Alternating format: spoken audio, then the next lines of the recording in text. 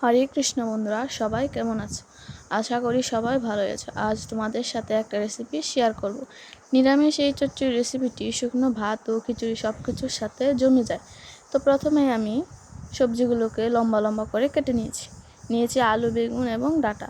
এদিকে কড়াইতে আমি দিয়ে দিয়েছি সরষের তেল, দিয়েছি কালো জিরে ও কাঁচা লঙ্কা, একটু হলুদ দিব।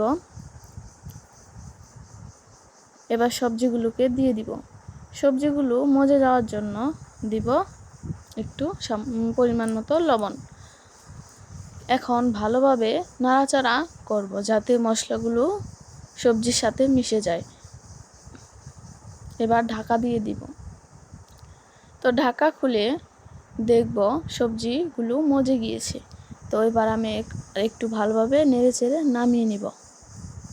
দেখো সবজিগুলো কালারটা কত সুন্দর হয়েছে ও সবজিগুলো মজে গেছে ভালো।